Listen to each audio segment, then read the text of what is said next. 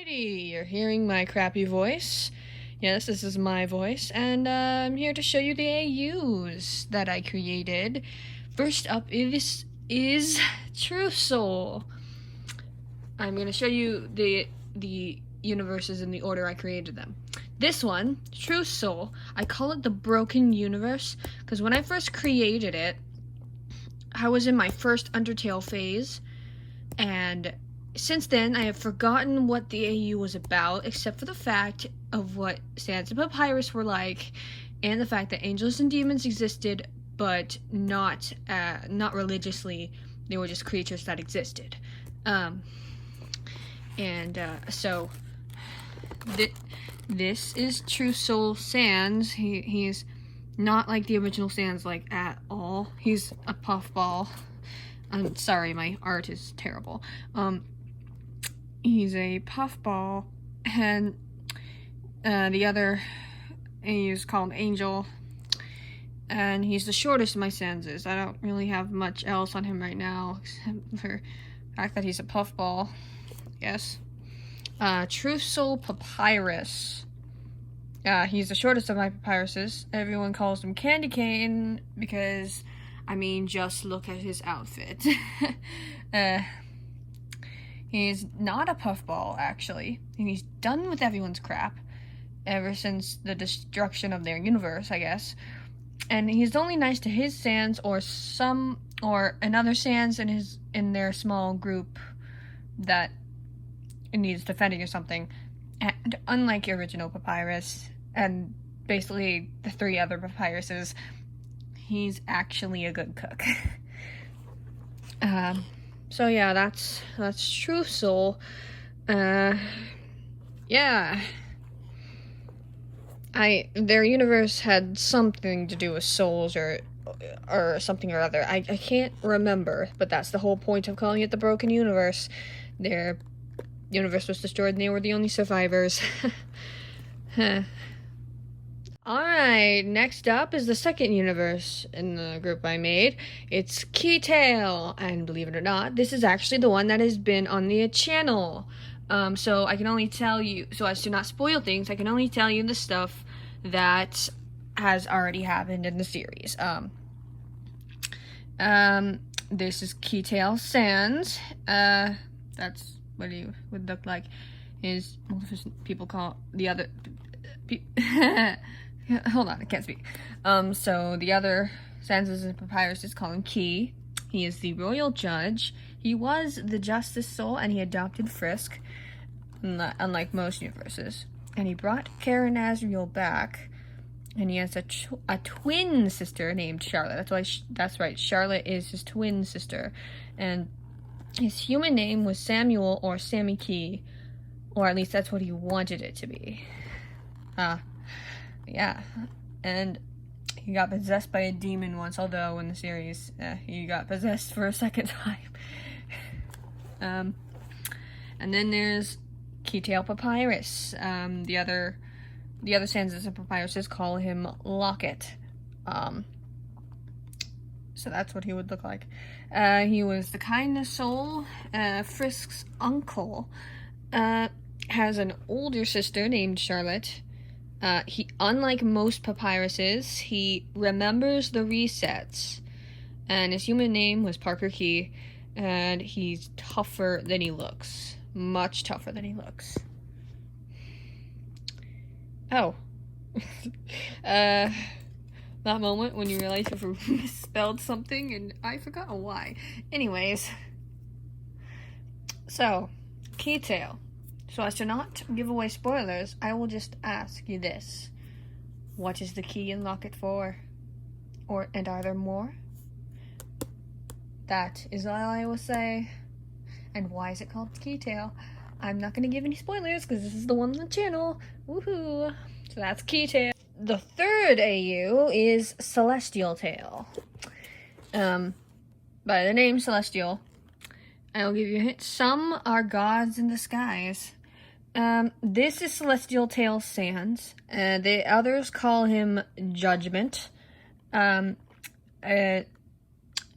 is the god of judgment in his world, and golden strings prevent him from speaking. This is because he was framed for something by another god, and the strings were an unfair punishment to prevent him from speaking up. And in this universe, gods have several lives because they hide as mortals, I guess, and they get reincarnated and they remember all the time. And so he has had several of his lives end because of other gods. And he's misunderstood, and he's the tallest of my Sanses. He cries tears of gold. Only gods see these strings. To mortals, it just looks like his mouth is fused together, which is what normal Sans looks like. But yeah, so I will say the plot after I introduce Sans of Papyrus. So, this is Celestial Tail Papyrus. They call him Mercy, and he is the god of mercy. And I'm just now realizing that, actually, I'm not just now realizing, like true soul papyrus, his clothes make him look like a candy cane, but because he was a god in his universe, no one wanted to make fun of him. So, yeah.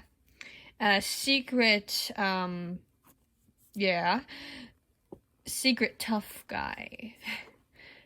He is the only god that knows Sans is innocent, besides the one that framed him. And he is smarter than he looks. He is a god after all.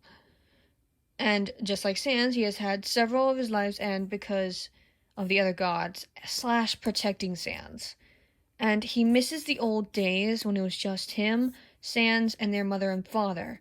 They were the original 4 gods in that universe. And in this universe, the Deltarune means something much different. It's the symbol of the gods. The gods are hiding as mortals.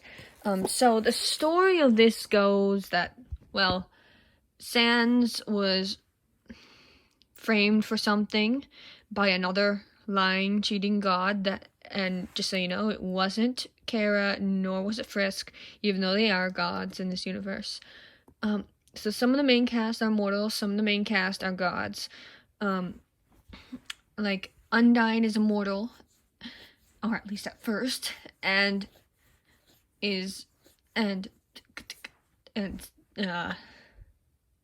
can't speak, I'm so sorry. So Sans gets framed for something by the gods of secrets and lies. I'll let you just, it's no one you would think. And as punishment, as an unfair punishment, they tied his mouth together with golden strings, and so to mortals he just looks like the normal Sans with his mouth fused together. But yeah. He has a pet dragon too. He has a pet dragon skeleton. So basically just like a full body Gaster Blaster. Yeah, I think that's all that can be said. And Frisk knew him at, yeah, just several lives. I don't know how else to explain this one, but the only one I know how to explain in detail is the next one. Oh boy, you better get ready. For the most recent one I created, Royal Echo, otherwise known as the sad one, but with a happy ending. It was partially inspired by Flowerfell, Royal AU, and ones where Sans and Papyrus were alive before the war. And they fought in the war too. So in this universe, 100 human years equals 1 skeleton year. Skeletons age 1 year every 100 years. And Sans and Papyrus were the skeleton princes, making Sans the heir to the throne, and, you know, so, also, skeletons in this universe royal skeletons, well, just, they have extra built-in headpieces. Let's just say that. this is that one. It was inspired by Flowerfell Royal AUs and ones where sensitive pirates were live before the war. So, Royal Echo Sands. Oh boy. So, they call him Echo. He has Echo Flower Sickness. Did I forget an S? He has Echo Flower Sickness. He was the royal judge, but he can still fight back. He can poison you with his flowers. So, yeah. He was an adult back when Asgore was a kid. He protected Asgore in the war when he was a kid. Asgore didn't have parents, so he ruled in his place until Asgore was the age to rule. So yes, he raised Asgore, and he cries tears of silver. Of course, when he was ruling, he didn't have this sickness. I'll tell you why he has this sickness in a moment.